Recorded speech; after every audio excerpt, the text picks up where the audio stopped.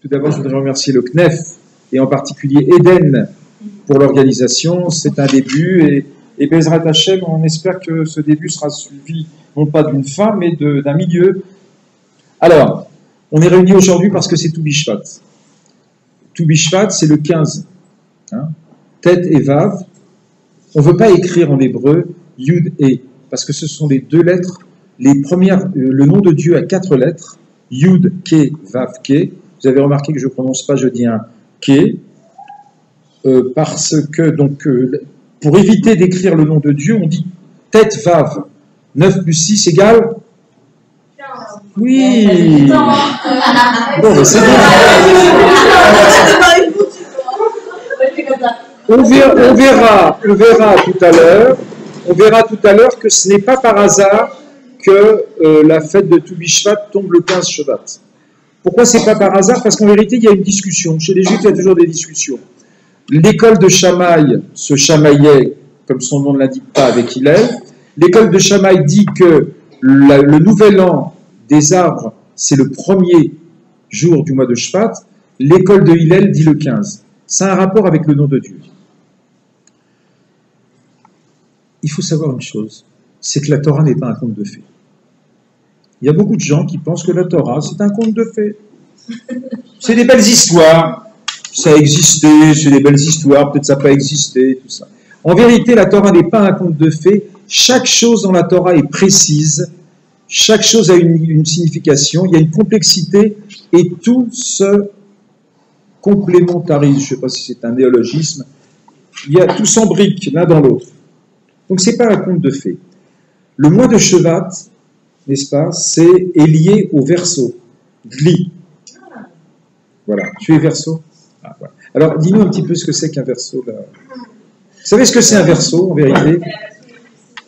Non, mais le verso, c'est on dit en hébreu le Gli, c'est-à-dire c'est un keli, comment est-ce qu'on dit un keli? Un récipient pour transporter de l'eau. Il y a 12 mois dans l'année, parfois il y en a 13, n'est-ce pas, le mois de Hadar, parfois il y a 2 mois d'Hadar, il y a 12 mois. Le mois de Shvat correspond à une des 12 tribus. Qui sait à quelle tribu? Asher. On va voir aussi ce que ça veut dire. Alors, la tribu de Asher, c'est la richesse. D'ailleurs, il y a un dicton qui dit « Donne la dîme, Asher, que déchetit Asher ». Donne le dîme, 10% de tes biens, et de cette façon, tu vas t'enrichir. C'est pas pour ça qu'on fait la charité, qui se dit en hébreu la tzedaka, d'ailleurs la justice. On ne fait pas la charité, parce qu'en vérité, rien ne nous appartient. Donc si je donne une partie de ce que je crois qui m'appartient à un autre, ça ne s'appelle pas un acte de charité, ça s'appelle un acte de justice. Je rends la justice, je redistribue les choses. Donc il y a un dicton qui nous dit « Aser que déchetit Asher » donne la dîme pour que tu deviennes riche. La tribu de Asher, c'est la tribu qui correspond, c'est la tribu qui correspond au mois de Shvat. Et ça implique donc la richesse, la prospérité. Tout ceci pour nous dire que le mois de Shvat, c'est un mois qui est entier, qui est complet, c'est le 10e mois. Donc 10, c'est un nombre pour le système décimal. Nous utilisons le système décimal. Vous savez que quand il y a la Révolution en France, on a voulu utiliser un autre système que le système décimal. Je ne me souviens plus lequel. Mais nous utilisons le chiffre 10. Donc le 10 implique une idée de perfection. L'abondance. Le judaïsme n'est pas un conte de fées, et le judaïsme ne nous demande pas de vivre en dehors de ce monde. Il y a d'autres religions, la ville, qui nous disent ce monde est mauvais. Il faut aller dans un monastère, il faut devenir une bonne sœur ou un moine, il ne faut pas se marier, il faut s'écarter de ce monde. Le judaïsme nous demande le contraire, justement. Quelle est la mitzvah de Tou Bishvat? On va la faire tout à l'heure. C'est de manger des fruits. Comment est-ce qu'on dit manger en hébreu? Oui, c'est un aleph, un kaf et un lamed. Donc ça s'écrit comme ça. Voilà. On va le montrer à la caméra. Voilà. C'est aleph, école. Donc manger en hébreu, c'est un aleph, école. Aleph, c'est ani, moi, École, c'est tout ce qu'il y a autour de moi. Manger, c'est consommer. C'est-à-dire que je suis un individu et je suis entouré par de nombreuses jeunes filles qui ont fait le Shirut Leumi, comme aujourd'hui. Il y a plus de jeunes filles que de garçons. Bon, donc, pour changer, je veux dire, donc, vous vous rendez compte, les problèmes pour les garçons, c'est difficile, hein, je veux dire. Ça dépend de quel côté on se place. Mais toujours est-il que Aleph, c'est un individu. D'accord? Aleph, Ani, un, Echad. École, c'est tout ce qui m'entoure. Manger, c'est moi qui suis un individu qui consomme.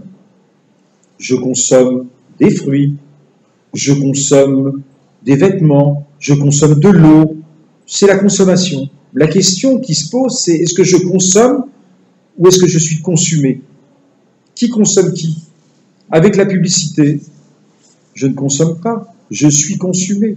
C'est la publicité, les grandes sociétés qui me consomment. Toute la journée, je suis abonné à un WhatsApp, je ne dirai pas lequel, de toute façon ils ne comprennent pas, ils ne parlent que l'hébreu, mais simplement pour effacer tous les messages que je reçois. Eux, ça leur prend du temps pour écrire, mais moi, pour effacer, ça me prend aussi beaucoup de temps. Ça devient une addiction. Il y en a qui ont une addiction une dépendance à la cigarette ou à d'autres choses encore, mais ça aussi, c'est une addiction, une dépendance. Et nous sommes manipulés. On parlait de Facebook tout à l'heure avec un ami, Jackie, et finalement, Facebook, c'est peut-être très pratique, mais tout est analysé. Toutes les informations sont analysées, etc., etc. Donc, est-ce qu'on est véritablement des sujets ou est-ce qu'on est des objets? Ça, la réponse nous est donnée par tout Bishvat. C'est pour ça que c'est une fête qui n'est pas une fête de la Torah, mais qui est une fête rabbinique instituée par les rabbins, avec beaucoup d'enseignements. On va essayer de voir les enseignements qu'on peut en tirer. Le premier enseignement qu'on peut tirer, c'est que je suis, Aleph, Kol, il y a beaucoup de choses qui m'entourent, c'est moi qui dois contrôler, dominer, diriger la nature. Et je ne dois pas être manipulé par cette nature. Ça, c'est le premier enseignement. Et c'est ce qu'on appelle l'écologie, c'est-à-dire moi par rapport au monde. Écosse, j'ai frimé un petit peu, j'ai cherché sur Wikipédia, ne vous inquiétez pas, je n'ai pas fait ni latin ni grec, mais j'ai vérifié, hein, faut faire bien. Donc Écosse, j'ai appris que Écosse, c'est la maison, l'habitat. Et logis, tout le monde le sait, logos, ça je savais, c'est la sagesse. C'est-à-dire, c'est la sagesse pour bien habiter. Comment vivre dans ce monde? On habite dans ce monde.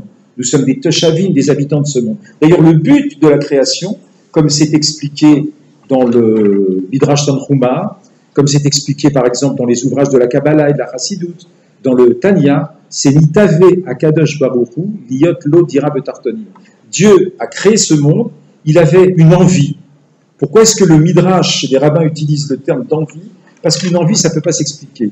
En vérité, ça peut un peu s'expliquer, tout peut s'expliquer, mais pas totalement. C'est pour nous dire que Dieu a voulu créer le monde. Pourquoi, on ne sait pas.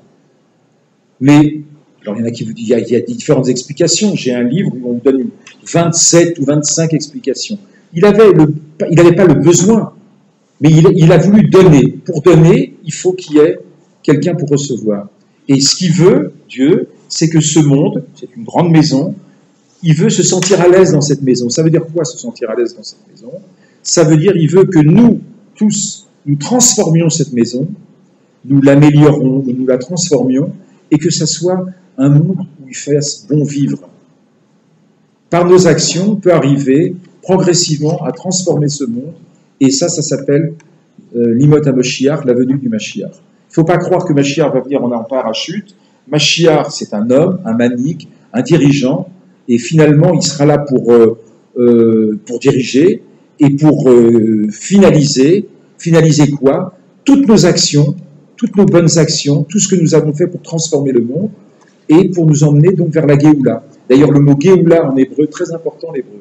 Pas parce qu'on est au Knef, parce qu'on habite en Israël, parce qu'il y a un dicton, en italien, on nous dit traduttore et traditore. Une traduction, c'est une trahison. Donc il faut connaître l'hébreu, parce que l'hébreu, c'est le Lachon HaKodesh, c'est-à-dire c'est la langue différente, sainte, qui est séparée, qui est différente. Cette langue, elle vient nous enseigner des choses, ce n'est pas une convention. C'est lorsque je dis, par exemple, que cette table est une table, ce n'est pas une convention. Je donne la formule chimique, pour ainsi dire, de la table. Par exemple, quand j'appelle de l'eau maïm, c'est deux mèmes et un yud, c'est H, 2 eaux, 2 molécules d'hydrogène et une molécule d'oxygène. Bon, je plaisante pas. C'est-à-dire que dans le mot maïm, vous avez la composition chimique de l'eau. Donc l'hébreu, qui est la langue par laquelle Dieu a créé le monde, c'est un machal, c'est une métaphore, parce que Dieu il n'a pas créé le monde par la parole. On ne peut pas expliquer comment. Il faut être Dieu pour comprendre comment il a créé le monde. On utilise cette métaphore de parole. La parole, c'est quoi la parole? C'est. J'ai pensé à quelque chose maintenant. Je ne vous le dis pas, vous ne le saurez jamais. J'ai pensé que c'était très sympa d'être avec vous et que je ne dois pas parler trop longtemps et que je voudrais surtout vous poser des questions, si pas aujourd'hui, une autre fois. Mais si je ne le dis pas, si je ne dévoile pas ma pensée, eh bien, vous ne le saurez jamais. Dieu, il a dévoilé, ce sont des mots. Il a dévoilé quelque chose, c'est pour ça qu'on utilise dans le lachon de la Kabbalah, même la Torah, on nous dit Vaïdaber, il a parlé, c'est-à-dire qu'il a dévoilé quelque chose qui était caché. Aussi pour nous dire qu'une parole, surtout pour les gens bavards comme moi, une parole, c'est une parole par rapport à toutes les paroles que je peux prononcer, c'est rien. En vérité, la création du monde par Dieu, c'est une goutte d'eau, c'est une tipa dans l'océan. Tout ça pour vous dire que l'hébreu, je reviens, je me suis écarté, pour vous dire que l'hébreu est une langue kadosh, sainte, ça veut dire quoi? Ça ne veut pas dire cuicui, des anges avec des ailes et tout ça, ça veut dire différente, transcendante, et que c'est très important de connaître l'hébreu parce que l'hébreu va nous faire arriver dans l'essence des choses. Donc, on a dit que tout Bishvat, c'était le 10e mois, qu'il y a l'idée de Hacher, de perfection, et on va voir progressivement ce qu'on peut apprendre de ce mois de Shvat et de cette célébration qui consiste à mon rapport par rapport au monde. Ne pas être bouffé par le monde, mais le consommer de façon équilibrée. C'est ce qu'on appelle faire le tri. Avodat aberurim, trier. Faire le tri entre ce qui est bien et ce qui est mal. Shabbat, on n'a pas le droit de trier. Il y a quelque chose dont je n'ai pas besoin, quelque chose qui est mauvais, je n'ai pas le droit de le prendre, j'ai le droit de prendre quelque chose qui est bon. Je n'ai pas le droit de faire ce tri Shabbat, pardon. Pourquoi? Parce que Shabbat, les dés sont joués.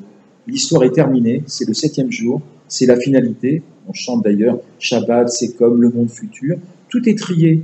On sait qu'est-ce qui est le bien, on sait ce qui est le mal. Donc on doit faire ses choix. Il n'y a plus de choix Shabbat.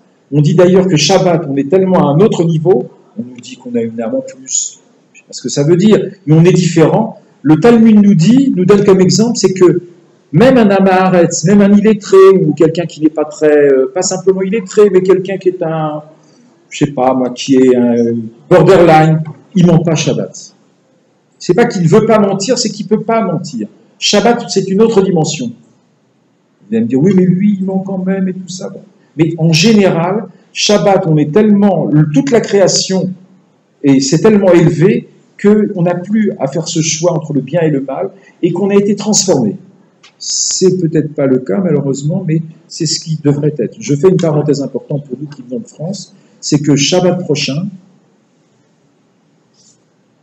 en France, il y aura ce qu'on appelle hyper Shabbat, pardon. C'est-à-dire, on a vu qu'un des SMS d'une 4 personnes qui a été tuée, je pense qu'il s'appelait Atab, Ayad, Zichrono Libracha, il dit à un copain, c'est un de ses derniers SMS, il lui dit, je t'en prie, essaie de faire quelque chose. Essaie de respecter un tout petit peu le Shabbat. Vous savez, le judaïsme, c'est pas tout blanc, tout noir. Qui va piano bassano, c'est-à-dire qu'il faut y aller doucement. Donc moi, je ne fais pas partie de la police du bon Dieu, mais si vous pouvez influencer à la mémoire de ces 4 Kedoshim qui ont été tués, et notamment, pas particulièrement, ce Yohanan Atab, je crois qu'il s'appelait, je me rappelle, Yohanan Atab, qui a dit à son copain, essayez de faire Shabbat, eh bien, c'est simplement à quelqu'un, à votre voisin, à votre concierge, à votre voisin de palier, un simple sourire, un simple petit mot gentil, parfois ça peut rapprocher quelqu'un beaucoup plus que tout un speech. Donc soyons en communion ce Shabbat prochain pour faire ce hyper Shabbat qui a été lancé par le Grand Rabbinat de France et le Consistoire. Je m'écarte, excusez-moi, je suis atteint d'une maladie très grave qui est incurable pour moi, c'est la... Pardon ? La digression, voilà. Bon, alors je vais essayer de me contrôler parce que je voudrais quand même ne pas abuser trop de votre temps pour dire la chose suivante. C'est que l'écologie, c'est la science de l'environnement. C'est vivre dans une maison. C'est faire en sorte que on se sente bien à l'aise. C'est transformer la société pour que ce monde soit vivable, habitable par les hommes et habitable par Dieu, c'est-à-dire qu'on ait une conscience de la présence divine, du bien, de l'absolu, de la justice, de la charité. Ça, c'est l'objectif final, la Géoula. Gola, c'est l'exil. Géoula, c'est la délivrance. Les deux mots sont les mêmes, il y a une différence, le Aleph. Quand on réunit, quand on unifie tout, à ce moment-là, on passe de l'état de Gola, de Galout, de la dispersion à la réunification, et à ce moment-là, on arrive à la Géoula. Dans le mot Géoula, il y a également l'idée de dévoilement. Dans ce que je vais vous dire et dans ce que j'ai déjà dit, je me base sur des textes de la Chassidoute et de la Kabbalah. Regardez l'importance des mots.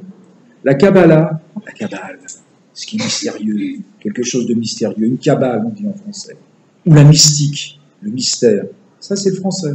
En hébreu, comment est-ce qu'on appelle? Qu'est-ce que c'est que la Kabbalah? C'est pas quelque chose de louche. La Kabbalah, c'est ce qui a été reçu.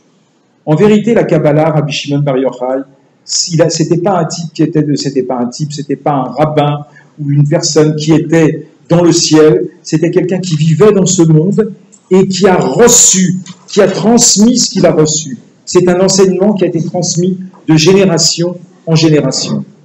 Et la mystique en hébreu se dit Kabbalah, et la mystique en hébreu se dit le livre de la mystique, donc c'est pas le mystère. C'est ce qui est au contraire clair, dévoilé. Le Zohar. Zohar en hébreu, ça veut dire quoi? Ce qui est illuminé, ce qui est clair. Zohar. L'idée de clarté, d'illuminer. Pas illuminé dans le sens que le gars, il est complètement dafouk, il a pété un câble, mais illuminé dans le sens qu'il a les idées claires. Il sait où il va, il sait d'où il vient et il sait où il va. Ça, c'est le Zohar. Illuminer les choses, mettre l'accent sur les choses importantes, voir où est la vérité, avoir plus de clarté sur le monde. Shvat, c'est la fête des arbres, c'est le nouvel an des arbres. Comment se dit un arbre en hébreu? Etz. Etz, c'est composé de deux lettres, Aïn et Tzadik. Aïn, c'est l'œil. Tzadik, c'est le Tzedaka, le juste. Et d'ailleurs, donc, dans la Torah, ou plutôt dans les psaumes, le juste, il est comparé à un arbre. Pourquoi, à votre avis? Parce qu'un arbre se tient droit. Voilà. Un tzaddik, c'est quelqu'un qui est droit. Ça ne veut pas dire qu'il est coincé, Razak. Ça ne veut pas dire qu'il est coincé. Ça veut dire qu'il est bien dans ses baskets. Il est droit. Il sait où il va. C'est un homme droit. C'est très important d'être droit. Il a des racines. C'est-à-dire c'est pas de lui-même, c'est pas venu de lui-même. Le philosophe, il réfléchit et il arrive à la vérité ou à ce qu'il croit être la vérité. L'homme de la Kabbale, il a reçu l'enseignement. Les racines, comme tu le dis, exactement.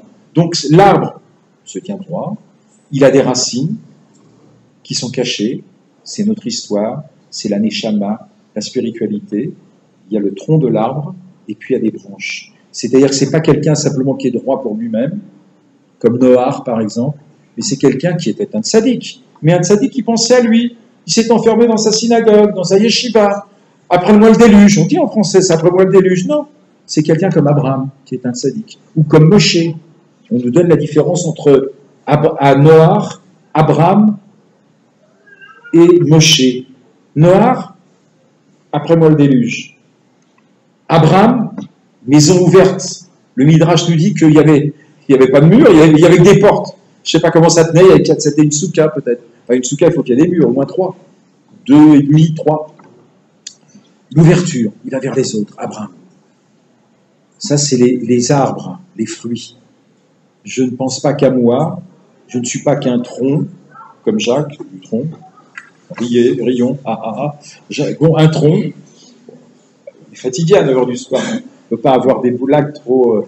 Donc, un tronc, mais il a des fruits. Il donne, il produit, il donne quelque chose à la société. Comme Moshe.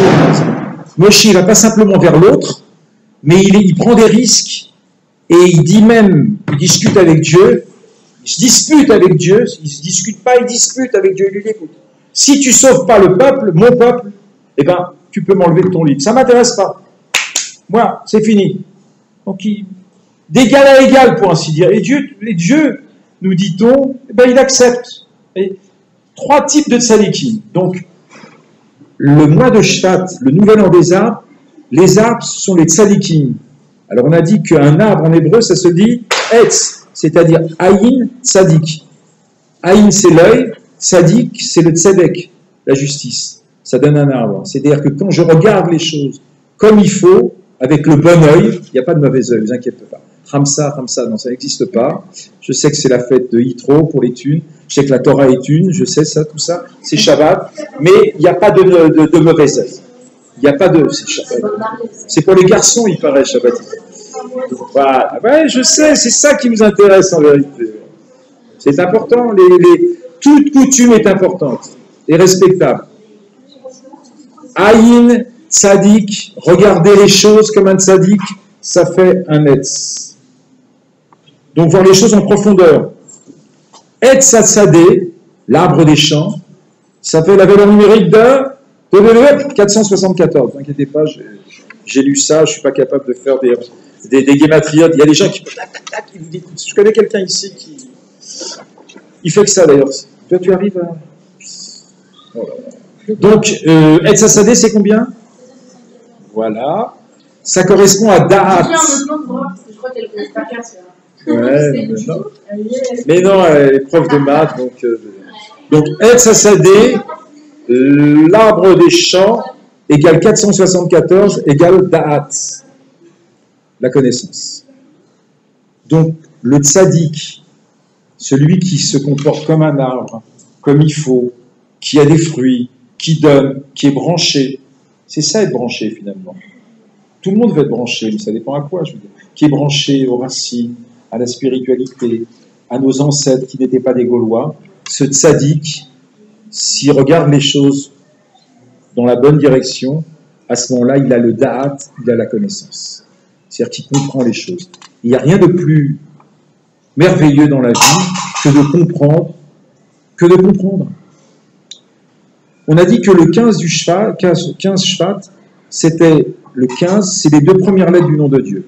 C'est pour vous dire, d'ailleurs les fêtes les fêtes les plus importantes, enfin, toutes les fêtes sont importantes, mais les fêtes de Sukkot, Pessah et Tu B'Shvat sont à la pleine lune, le 15.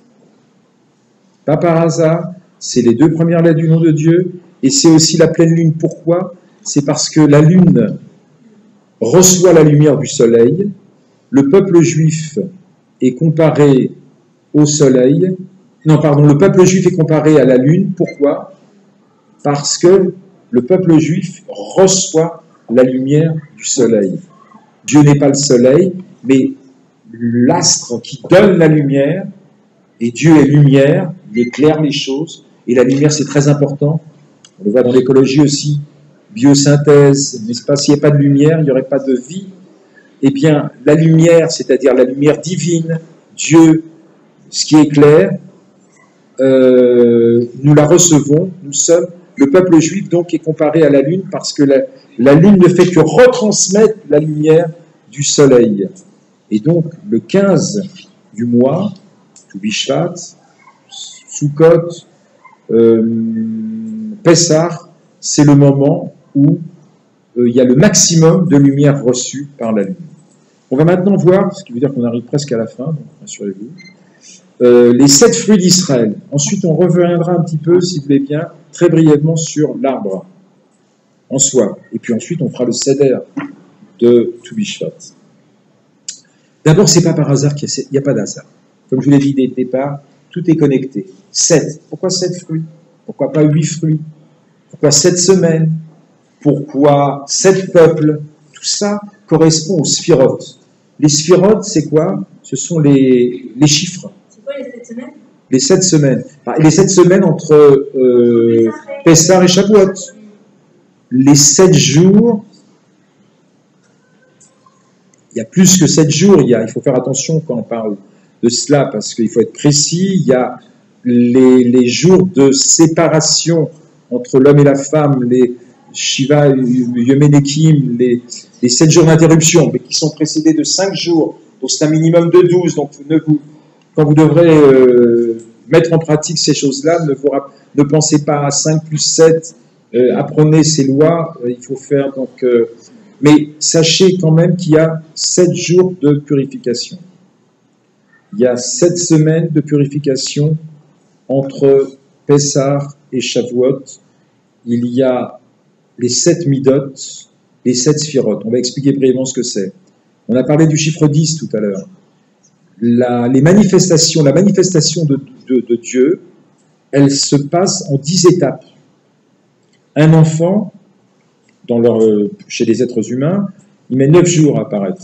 La gestation, c'est 9 plus. De même, la création du monde, c'est 9 plus, c'est 10. Il y a 10 paroles créatrices. Il y a les 10 commandements, les 10 paroles qu'on va lire ce Shabbat, Yitro.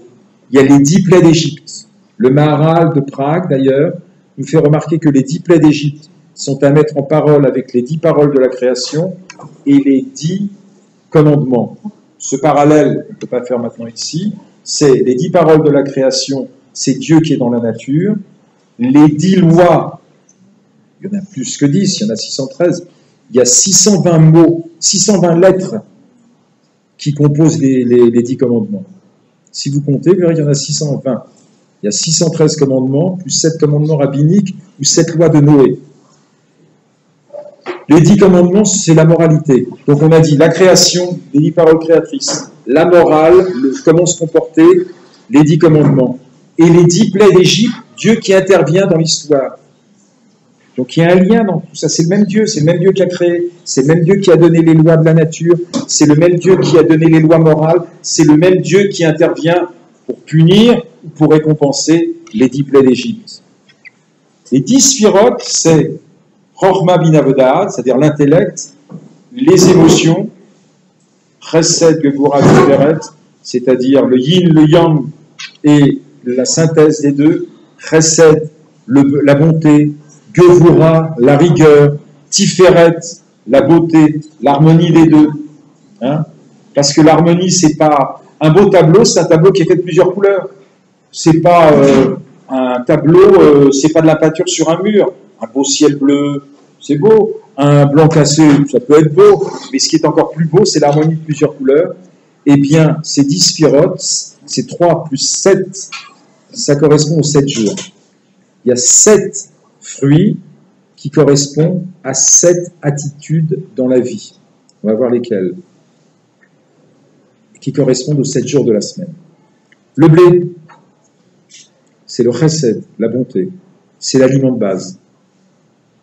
Donc, l'aliment, c'est donné. C'est la Torah. Encore que parfois, on appelle la Torah, on dit que la Torah, c'est maïm, l'eau. Parce que l'eau vient du ciel. Dieu n'est pas dans le ciel, mais le ciel, c'est ce qui nous dépasse. D'ailleurs, Dieu, en latin, c'est le ciel étoilé. Ça veut dire quoi? Il y avait un Dieu qui s'appelait Deus chez les Romains, Théos chez les Grecs, Zeus.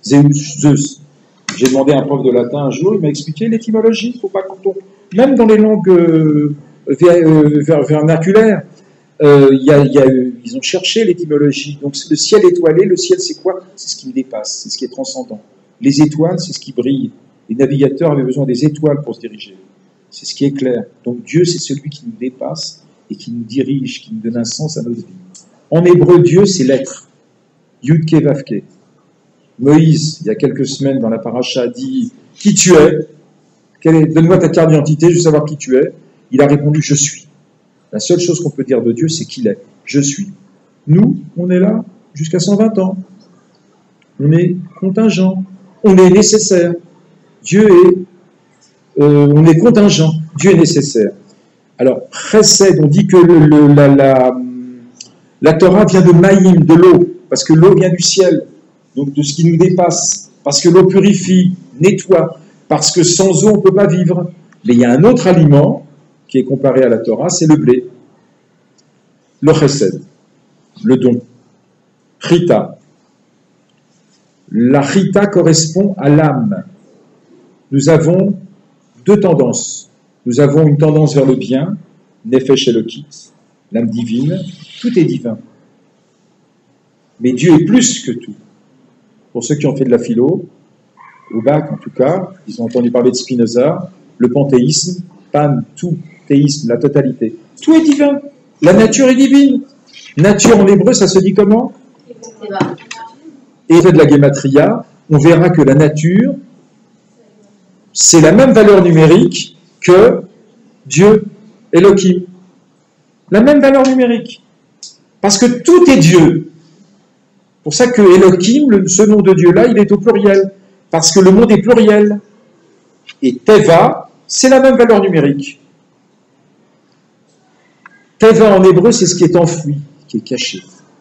Litboa, je suis enfoui, je suis noyé. Donc c'est le divin, mais que tout est divin. Mais l'erreur de Spinoza, c'est de dire que ça s'arrête là. Non, ça ne s'arrête pas à Elohim. Il y a Yud Kevavke, il y a Dieu qui nous dépasse. Tout ceci pour vous dire que nous avons un Yetzer Tov et un Yetzer Hara, une Nefesh Elokit et une Nefesh Abahamit, les pulsions. Le blé, c'est le bien, et le fruit suivant, c'est la Seora, c'est-à-dire c'est l'orge, c'est l'animal, c'est l'épeautre. L'épeautre, c'est la nourriture des animaux.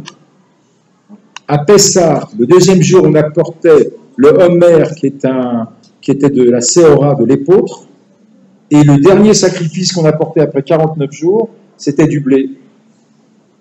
Parce qu'on passait d'un stade animal, on vient de sortir d'Égypte, on est encore avec tout, on porte encore l'Égypte, Pharaon, Pharaon, c'est les mêmes lettres que Afar, la matière.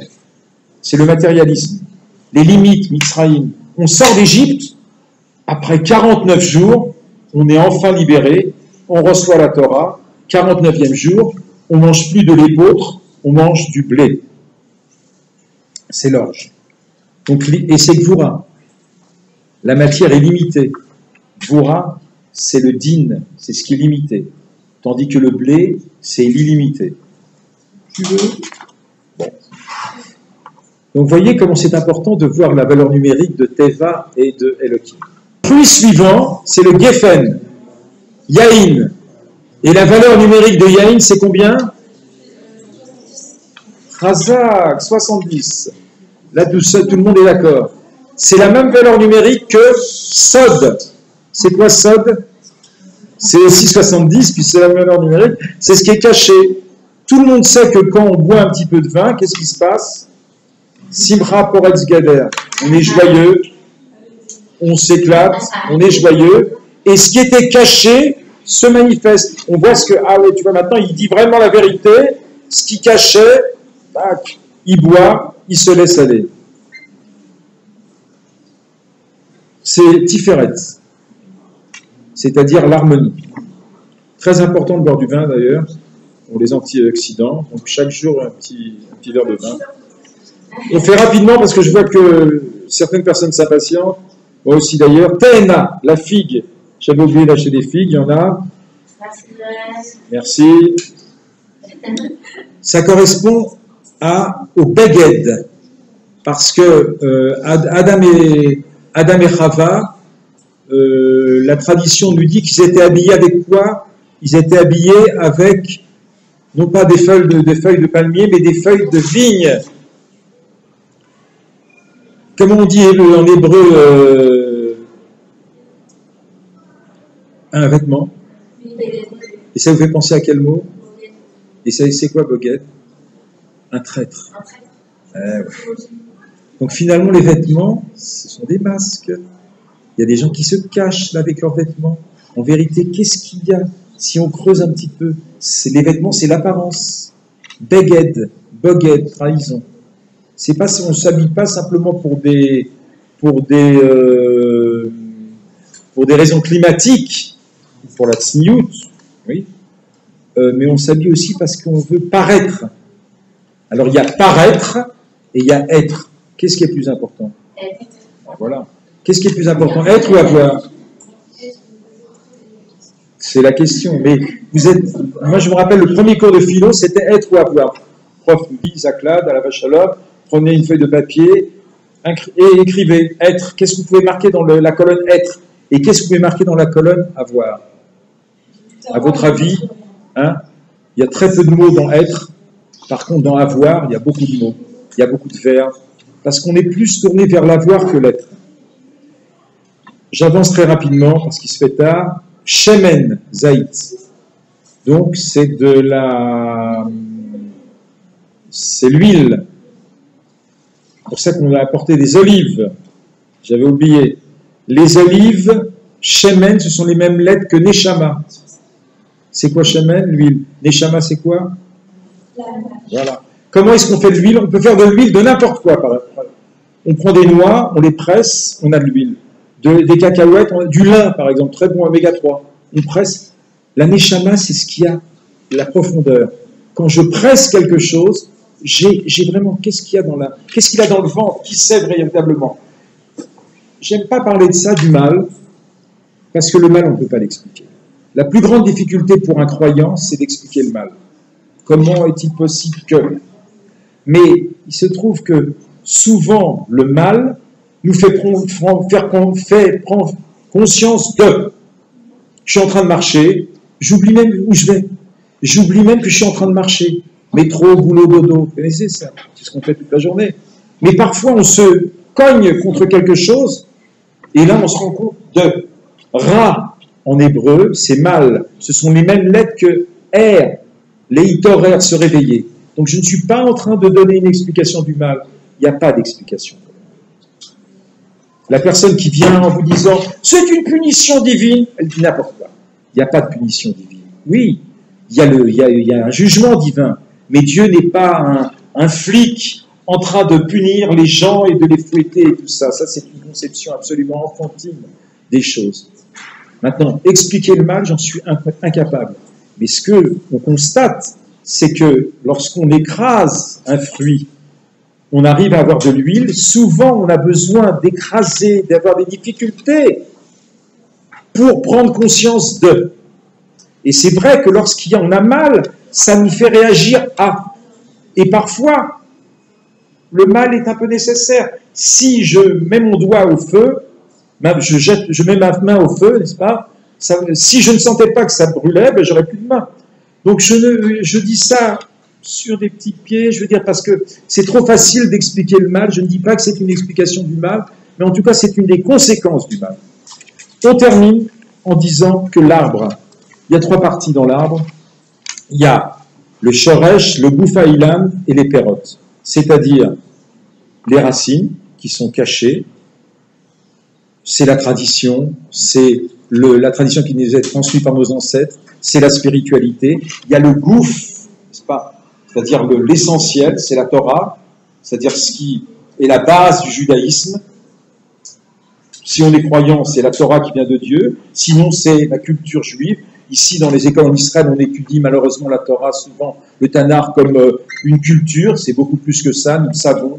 Nous le croyons, mais nous le savons aussi quand on approfondit les textes. Et puis il y a, on l'a dit, les pérotes. Alors ce qui est très important de se rappeler, n'est-ce pas, c'est que un arbre, ça demande beaucoup d'investissement.